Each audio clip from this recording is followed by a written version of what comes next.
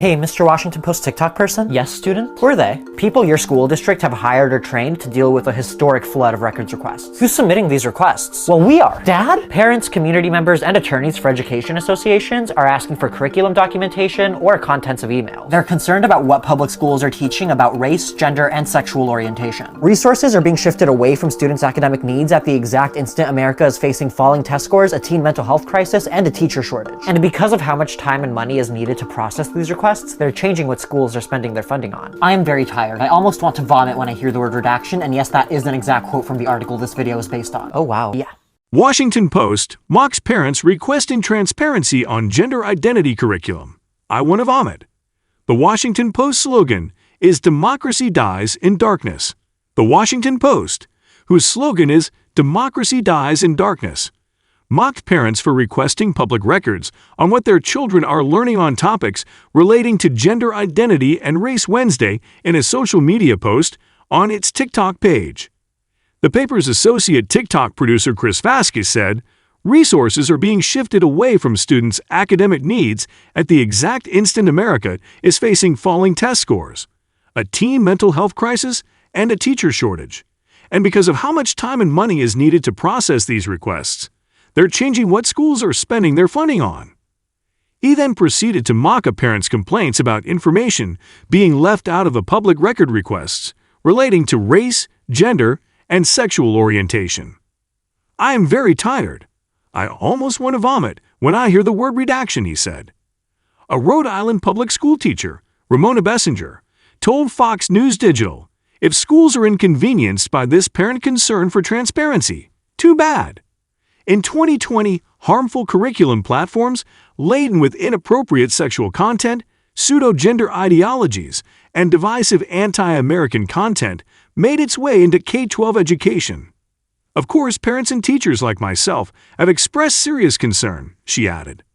"Parents, community members, and even taxpayers have a right to access and critique school curriculums without being smeared."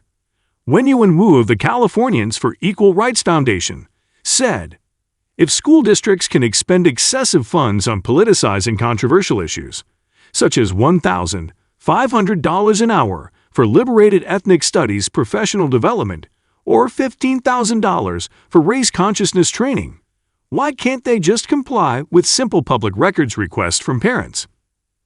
Most public schools do not publicly share what children are being taught in classrooms. Some even refuse to answer questions, leaving some taxpayers with no other options than to request records.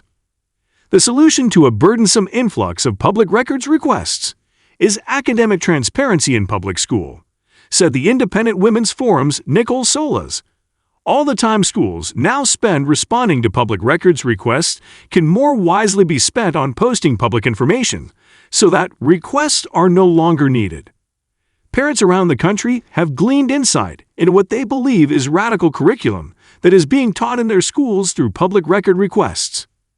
For example, Yale's Center for Emotional Intelligence was recently exposed, first reported by Fox News, for inculcating millions of children in public schools to be angry and see red about social justice issues the teacher presents in the classroom. Errol Hassel Elementary in Oregon taught an anti-racist curriculum which instructed kids why is being colorblind not the best choice. In another example, obtained by parents via public record requests, the Newport Mesa Unified School District was teaching kids about gender identity with a genderbread man. "It's horrifying," a parent said, "and they try to create the little genderbread man to make it seem like it's more fun. And it's for younger kids. It's appealing, but it's confusing for them." School districts have used a variety of measures to prevent the public's records from being released. One district in Arizona was accused of intimidation after it published the parents' names who requested records. Another tactic used by districts is to charge exorbitant fees. In Rhode Island, South Kingstown, Solis sent in requests that amounted to $74,000 regarding the school's curriculum for her daughter, who was in kindergarten at the time. She told Fox News Digital it was her last resort as the school refused to answer her questions. A Michigan district reportedly charged fees as high as $18 million to complete their requests. "I don't know what they're hiding, but they're definitely hiding information. Why make it so difficult for parents to get public records if they don't have something to hide? A parent said. Bessinger said parents are willing to die on the hill of transparency. School need to return to politically neutral zones, with curricula transparency restored and proper vetting of all books and texts. Parents see their children weaponized and adversely influenced by the constant barrage of bizarre content. It is their obligation and right to speak up and demand accountability. If schools are mired down by parental concern, oh well, this is the hill we all die on, she said. The Washington Post did not immediately respond to a request for comment.